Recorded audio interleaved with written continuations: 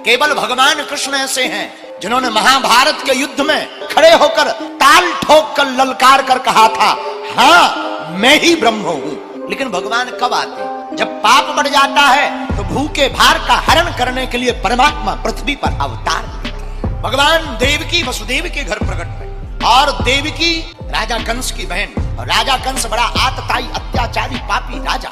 देखो, पुण्य और पाप, सत्य और असत्य, दिन और रात, सुख और दुख एक दूसरे से जुड़े हुए हैं। उसी प्रकार दानव और देव दोनों भी जुड़े हैं। लेकिन जब इस पृथ्वी पर पाप बढ़ जाता है, कोई काम नहीं आता है, तब हमारे परमात्मा अवतार लेकर के भूखे भार का हरण करते हैं। राजा कंस ने अपनी बहन देवकी का विवाह वसुदेव से किया। विवाह किया तो मन में विचार किया, बहन हमारी बहुत प्रिय है, हम गांव के बाहर इसे छोड़ने जाएंगे, लोग हमारी वाहवाही करेंगे कि राजा बड़ा ही श्रद्धावान है, राजा बड़ा भावुक है, इमोशनल है।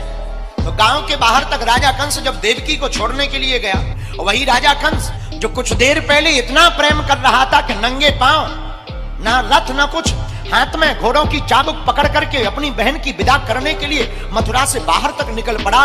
और जैसे ही आकाशवाणी हुई, राजा कंस, इसी तेरी बहन देवकी का 8वां लाल तेरा काल होगा। तो 8वां लाल काल सुनते ही राजा कंस जो कुछ देर पहले बड़ा मुस्कुरा रहा था, आंखें चमचमा रही थी, घोड़े को चाबुक को पकड़ करके नंगे पैर चला जा रहा था, तत्क्षण आंखें बदल गई, मुस्कुराहट चली गई, लाल नेत्र हो गए, तुरंत तलवार निकाल कर खड़ा हो गया। देखो ये है प्रेम। जहां देखा कि 8वां लाल काल होगा, सो राजा कंस ही स्वयं काल बन गया। देवकी का 8वां लाल अगर काल होगा, हाथ में तलवार निकाली, कहा कि अब 8वां लाल काल होगा ही नहीं। बोले क्यों? बोले ना रहे बीन ना बजे बांसुरी, जब बहन ही नहीं रहेगी तो लाल कहां से होगा, और लाल नहीं होगा तो काल कहां से होगा। केवल राजा कंस बोला हमारा ही कमाल होगा। हाथ में तलवार निकाली, केस को बाल को पकड़कर देवकी को मारना चाहा। बस देव जी ने सोचा कि अगर मार डालेगा तो पति का क्या मतलब। प्रशंसा करने लगी, कंस तुम राजा हो, अगर तुम मार डालोगे ये मर जाएंगी तो तुम्हारी थूथू होगी कि स्त्री के ऊपर हाथ उठाया, अपनी सगी बहन को मार दिया, प्रजा में थूथू हो जाएगी, लोग तुमसे घृणा करने लगेंगे, इसलिए मारो मत। क्या उपाय है? कंस से वसुदेव जी बोले डरो मत, एक काम करते हैं, हमें ले चलो वापस, दोनों जितने भी संतानें होंगी हम तुम्हें सौंप देंगे, तुम चाहो तो रखना, चाहो तो मार डालना। हाँ ये ठीक है। कंस मान गया। घर में लाकर के देवकी वसुदेव रहने लगे। पहला नन्हा सा बालक हुआ, राजा कंस के पास वसुदेव जी ले गए, पहला बालक लीजिए, भगवान की कृपा से बालक हुआ है, पुत्र हुआ, बेटा।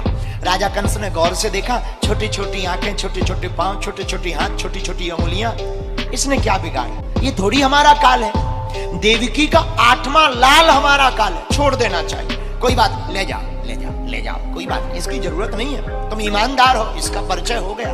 तो पहले तो घर में रखे हुए थे देवकी वसुदेव को, लेकिन नारद जी आ गए। और बताओ नारद जी के आने से क्या हुआ कि जो घर में रखे थे उन्हें जेल में और डाल दिया। नारद जी राजा कंस के पास गए तो नारद जी आए, तो जब तक नारद जी नहीं आए थे तब तक घर में रखे हुए थे देवकी वसुदेव को, और नारद जी आए तो ऐसी महात्मा की दृष्टि पड़ी कि जेल में और चले गए। तो एक व्यक्ति हमसे कह रहे थे, बोले महाराज जी संतों की दृष्टि ऐसी होती है कि घर से जेल में चले जाओ। मैंने कहा नहीं नहीं नहीं, संतों की दृष्टि बहुत ऊंची होती है। ऐसा क्यों करते? नारद जी क्यों आए? कंस बालकों को छोड़ रहा था, मारता नहीं तो परमात्मा प्रकट नहीं होता। तो नारद जी राजा कंस के पास आए, राजा कंस के पास एक 8 कमल का पुष्प लेकर आए, ये लो फूल। राजा कंस बोले ये क्या है? बोले फूल है, फूल। तो राजा कंस बोला फूल तो है पर फूल कैसा? नारद जी बोले कुछ तुम रहे भूल, इसलिए हम लाए फूल। क्या भूल रहे? अरे भूल ये कर रहे, जरा फूल की पंखुड़ियां गिनो, 1 2 3 4 5 6 7 8। क्या हुआ? कुछ नहीं, 8 हैं, उल्टी गिनो, 1 2 3 4 5 6 7 8। क्या हुआ? कुछ नहीं। राजा कंस एक को छोड़कर दूसरी गिनो, दूसरे से गिनो, तीसरे से गिनो।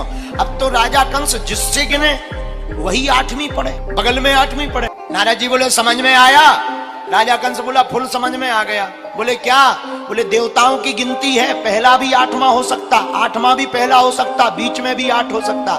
देवकी वसुदेव को बंधन में डाल दिया, कारागृह के बंधन में, और कारागृह के बंधन में पड़ते ही देवकी वसुदेव बंधन में हो गए। बंधन में रहते हुए भी देवकी वसुदेव ने परमात्मा का बंधन नहीं छोड़ा। देवकी वसुदेव अपने नेह को परमात्मा से जोड़े हुए रो रहे हैं, और भगवान से भी रहा नहीं गया। भादों का महीना, अष्टमी तिथि बुधवार का दिन बवकरण श्री हर्षण योग और ठीक मध्य रात्रि 12 बजे देवकी वसुदेव के कारागृह के सामने भगवान उस कारागृह में चतुर्भुज रूप लेकर के प्रकट हो गए और वसुदेव जी से कहा कि ब्रज में जाकर गोकुल में छोड़ाओ। रातों ही रात सूप पर रख करके गोकुल में रख दिया, वहां से कन्या ले आए।